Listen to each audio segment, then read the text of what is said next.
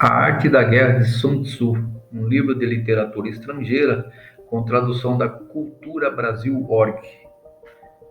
Parte 4. Sobre a distribuição dos meios.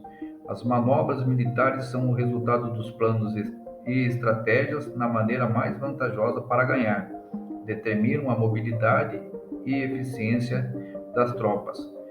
Se vai colocar teu exército em posição de observar ao inimigo, atravessa rápido a montanha e vigia-os de um vale. Considera o efeito da luz e mantenha-te na posição mais elevada do vale. Quando combateres numa montanha, ataca-o de cima para baixo, e não o contrário.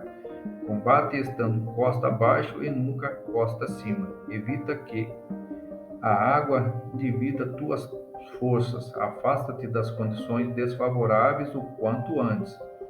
Não enfrentes os inimigos dentro da água. É conveniente deixar que passem a metade das suas tropas e, nesse momento, dividi-las e atacá-las. Não te situes rio abaixo, não caminhes contra da corrente, nem em contra o vento. Se acampas na beira de um rio, teus exércitos podem ser surpreendidos de noite, empurrados para se afogar, ou se lhes pode colocar veneno na corrente. Tuas barcas não devem ser amarradas corrente abaixo, para impedir que o inimigo aproveite a corrente lançando seus barcos contra ti. Se atravessa pântanos, faze-o rapidamente. Se te encontras frente a um exército em meio de um pântano, permanece próximo às suas plantas aquáticas ou respaldado pelas árvores. Em uma planície, toma posição que sejam fáceis de manobrar, mantendo as elevações do terreno atrás e à tua direita, estando as partes mais baixas diante e as mais altas atrás. Geralmente, um exército prefere um terreno elevado e evita um terreno baixo. Aprecia a luz e detesta a escuridão. Os terrenos elevados são estimulantes e, portanto, a gente se acha a gosto em eles. Ademais, são convenientes para adquirir a força de ímpeto. Os terrenos baixos são úmidos, o qual provoca enfermidades e dificulta o combate. Cuida da saúde física de teus soldados com os melhores recursos disponíveis. Quando não existe a enfermidade em um exército, se disse que este é invencível. Onde haja montículos e terraplanos, situa-te com seu lado ensolarado, mantendo-o sempre à tua direita e atrás. Coloca-se no melhor parte do terreno, é vantajoso para uma força militar. A vantagem em uma operação militar consiste na aproveitar-se de todos os fatores benéficos do terreno. Quando chove rio acima, a corrente traz consigo a espuma. Se queres cruzá-lo, espera que acalme. Sempre que um terreno apresente barrancos infranqueáveis, lugares fechados, armadilhas, riscos, grutas e prisões naturais, deves abandoná-lo rapidamente e não te aproximes dele. No que me concerne, sempre me mantenho distante desses acidentes do terreno, de maneira que os adversários estejam mais perto que eu deles. Dou a face a esses acidentes, de maneira que fiquem às costas do inimigo. Então, estás em situação vantajosa, e ele tem condições desfavoráveis. Quando um exército está deslocando, se atravessa territórios montanhosos com muitas correntes de águas e poços, ou pântanos cobertos de juncos, ou bosques virgens cheios de árvores e vegetação. É imprescindível esquadrinhá-lo totalmente e com cuidado, já que esses lugares ajudam nas emboscadas e a espiões. É essencial descer do cavalo e esquadrinhar o terreno, pois podem existir tropas escondidas para tentar uma emboscada. Também pode ser que haja espiões à espreita, observando e escutando tuas instruções e movimentos. Quando o inimigo está perto, permanece calmo. Quer dizer que se achas em posição forte. Quando está longe, porém tenta provocar hostilidade, queres que avances. Se ademais sua posição é acessível, isso quer dizer que lhe é favorável. Se um adversário não conserva a posição que lhe é favorável pelas condições do terreno e se situa em outro lugar conveniente, deve ser porque existe alguma vantagem tática para agir desta forma. Se as árvores se movem e o inimigo está se aproximando, se há obstáculos entre os brejos, é que tomasses um mau caminho. A ideia de pôr muitos obstáculos entre os matos é fazer-te pensar que existem tropas emboscadas, escondidas em meio dela. Se os pássaros alçam voo, há tropas emboscadas no lugar. Se os animais estão assustados, existem tropas atacantes. Caso se elevem colunas de pó altas e espessas, há carros que se estão aproximando. Se são baixas e largas, aproximam-se soldados a pé. Nuvens de fumaça esparsa significam que se está cortando lenha. Pequenas nuvens de pó que vão e vêm indicam que se está levantando acampamento. Se os emissários do inimigo pronunciam palavras humildes enquanto este incrementa seus preparativos de guerra, isto quer dizer que vai avançar. Quando se pronuncia palavras altissonantes e se avança ostensivamente, é sinal de que o inimigo se vai retirar. Se seus emissários vêm com palavras humildes, envia espiões para observar o inimigo e comprovarás que esse está aumentando seus preparativos de guerra. Quando os carros ligeiros saem em primeiro lugar e se situam nos flancos, estão estabelecendo uma frente de batalha. Se os emissários chegam pedindo a paz sem firmar um tratado, significa que estão tramando algum complô. Se o inimigo dispõe rapidamente seus carros em filas de combate, é que está esperando reforços. Não se precipitarão para um encontro ordinário se não entende que lhes será enviada ajuda, ou deve haver uma força que se ache à distância e que é esperada em um determinado momento para unir suas tropas e atacar-te. Convém preparar-se imediatamente para esta eventualidade. Se a metade das suas tropas avança e a outra metade retrocede, é que o inimigo pensa atrair-te a uma armadilha. O inimigo está fingindo, neste caso, confusão e desordem para incitar-te a que avance. Se os soldados inimigos se apoiam uns nos outros, é que estão famintos. Se os aguadores bebem em primeiro lugar, é que as tropas estão sedentas. Se o inimigo vê uma vantagem, porém não aproveita, é que está cansado.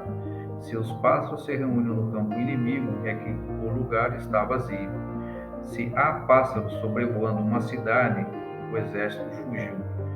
Se são produzidas chamadas noturnas, é que os soldados inimigos estão atemorizados. Têm medo e estão inquietos, é por isso chamam uns aos outros. Se o exército não tem disciplina, isso quer dizer que o general não é levado a sério. Se os estandartes se movem, é que está sumido na confusão. Há sinais que são usados para unificar o grupo. Assim, pois, caso se desloquem de lá para cá, sem ordem nem conserto, significa que suas fileiras estão confusas. Se seus emissários mostram irritação, significa que estão cansados. Se matam seus cavalos para obter carne, é que os soldados carecem de alimentos. Quando não têm marmitas e não voltam a seu acampamento, são inimigos completamente desesperados. Se produzem murmurações, faltas de disciplina e os soldados falam muito entre si, quer dizer que foi perdida a lealdade da tropa. As murmurações descrevem a expressão dos verdadeiros sentimentos. As faltas de disciplina indicam problemas com os superiores. Quando o mando perdeu a lealdade das tropas, os soldados se falam com franqueza sobre os problemas com seus superiores. Se o otorgam numerosa recompensa, é que o inimigo se acha em um beco sem saída. Quando se ordenam demasiados castigos, é que o inimigo está desesperado. Quando a força do seu ímpeto está esgotada, otorgam constantes recompensas para ter contentes os soldados, para evitar que se rebelem em massa. Quando os soldados estão tão esgotados que não podem cumprir as ordens, são castigados uma a outra vez para restabelecer a autoridade. Ser violento no princípio é terminar depois temendo os próprios soldados é o cúmulo da inépcia. Os emissários que acodem com atitude conciliatória indicam que o inimigo quer uma trégua. Se as tropas inimigas enfrentam a ti com ardor, porém demoram o momento de entrar em combate sem abandonar, não obstante o terreno, deves observá-los cuidadosamente. Estão preparando um ataque por surpresa. Em assuntos militares, não é necessariamente mais benéfico ser superior em força, só evitar atuar com violência desnecessária é suficiente com consolidar teu poder, fazer estimações sobre o inimigo e conseguir reunir tropas. Isso é tudo. O inimigo que atua isoladamente, que carece de estratégia e que toma a dianteira de seus adversários, inevitavelmente acabará sendo derrotado. Se teu plano não contém uma estratégia de retirada ou posterior ao ataque, senão que confias exclusivamente na força de teus soldados e tomas a dianteira a teus adversários sem valorar sua condição, com toda segurança cairás prisioneiro. Se castigas os soldados antes de ter conseguido que sejam leais ao mando, não obedecerão e se não obedecem, serão difíceis de empregar. Tampouco poderão ser empregados se não se leva a cabo nenhum castigo, inclusive depois de haver obtido sua lealdade. Quando existe um sentimento profundo de apreço e confiança e os corações dos soldados estão vinculados ao mando, se relaxares a disciplina, os soldados se tornarão arrogantes e será impossível usá-los. Portanto, dirige-se mediante a arte civilizada e unifica-os mediante as artes marciais. Isso significa uma vitória contínua. A arte civilizada significa humanidade e as artes marciais significam regulamentos. Mandar-lhes com humanidade e benevolência, unificá-los de maneira estrita e firme. Quando a benevolência e a firmeza são evidentes, é possível estar seguro da vitória. Quando as ordens se dão de maneira clara, sensata e consequente, as tropas as aceitam. Quando as ordens são confusas, contrárias e mudam a toda hora, as tropas não as aceitam ou não as entendem. Quando as ordens são razoáveis, justas, sensatas, claras e consequentes, existe uma satisfação recíproca entre o líder e o grupo. Sobre a topologia.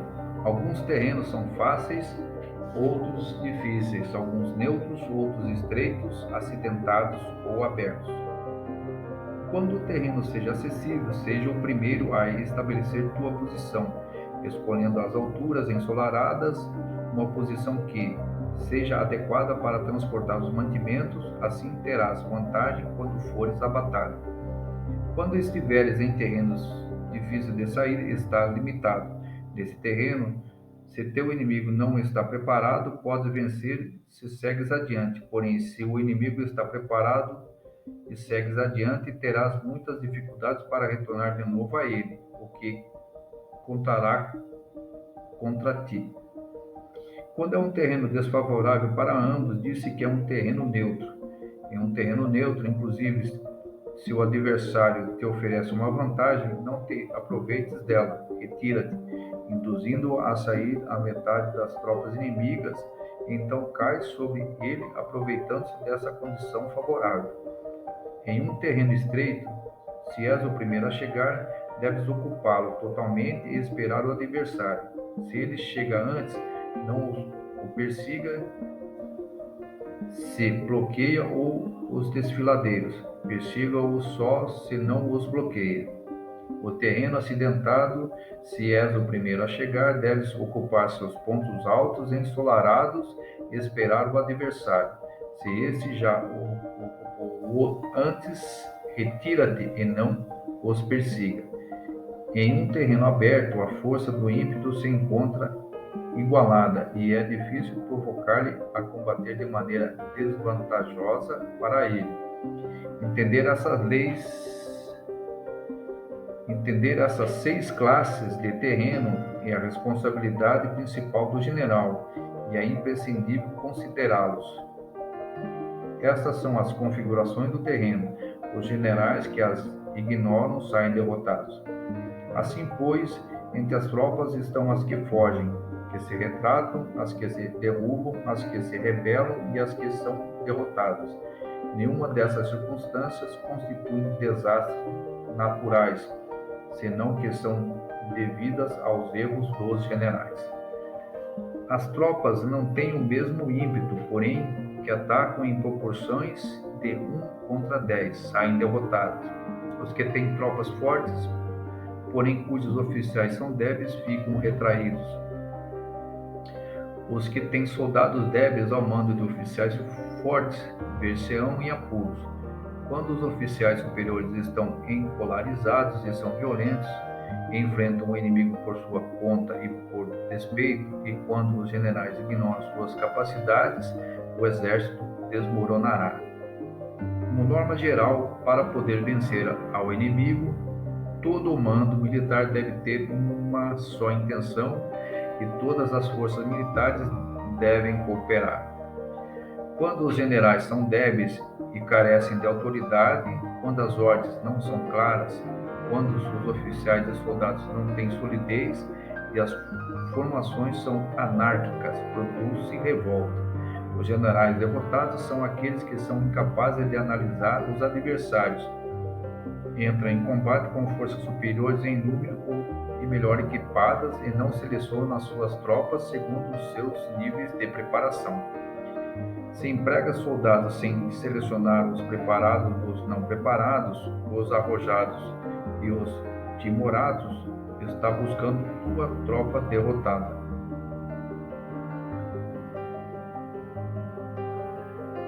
Estas são as 6 maneiras de ser derrotado. A compreensão dessas situações é a responsabilidade suprema dos generais e devem ser consideradas.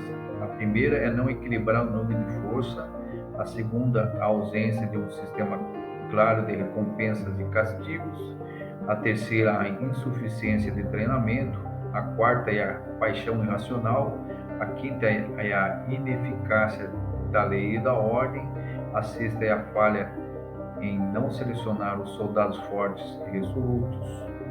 A configuração do terreno pode ser apoio para o exército, para os chefes militares.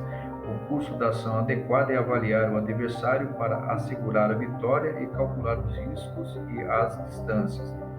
Saem vencedores os que lideram batalhas conhecendo esses elementos, saem derrotados os que lutam ignorando-os. Portanto, quando as leis da guerra assinalam uma vitória segura, é claramente apropriado começar a batalha, inclusive se o governo tenha dado ordens de não atacar.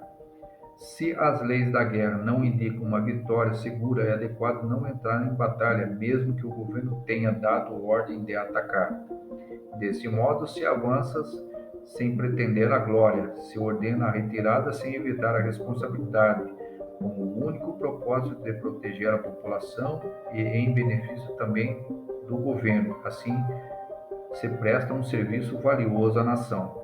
Avançar e retirar contra as ordens do governo não se faz em interesse pessoal, senão para salvaguardar as vidas da população e no autêntico benefício do governo. Servidores desse talhe são muito úteis para o povo. Olha para teus soldados como olhas a um recém-nascido, assim estarão dispostos a seguir-te até os vales mais profundos. Cuida dos teus soldados como cuida dos teus queridos filhos, e morrerão gostosamente contigo. Porém, se és tão amável com eles que não podes utilizar, se és tão indulgente que não lhe podes dar ordens, tão informal que não podes discipliná-los, teus soldados serão como crianças mimadas e, portanto, imprestáveis. As recompensas não devem ser usadas sós, nem deve confiar-se somente nos castigos. Caso contrário, as tropas, como crianças mimadas, se acostumam a desfrutar ou a ficar ressentidas por tudo. Isso é danoso e os torna imprestáveis. Se sabes que teus soldados são capazes de atacar, porém ignora seus inimigos, é invulnerável a um ataque, tem só a metade de possibilidade de ganhar. Se sabes que teu inimigo é vulnerável a um ataque, porém ignoras os seus soldados são capazes de atacar, só tens a metade da possibilidade de ganhar. Se sabes que o inimigo é vulnerável a um ataque e teus soldados podem levá-lo a cabo, porém ignora se a condição do terreno é favorável para a batalha, tens a metade de probabilidade de vencer. Portanto, os que conhecem as artes marciais não perdem tempo quando efetuam movimentos e nem se esgotam quando atacam. Devido a isso, se diz que quando conheces a ti mesmo e conheces os demais, a vitória não é um perigo. Quando conheces o céu e a terra, a vitória é inesgotável.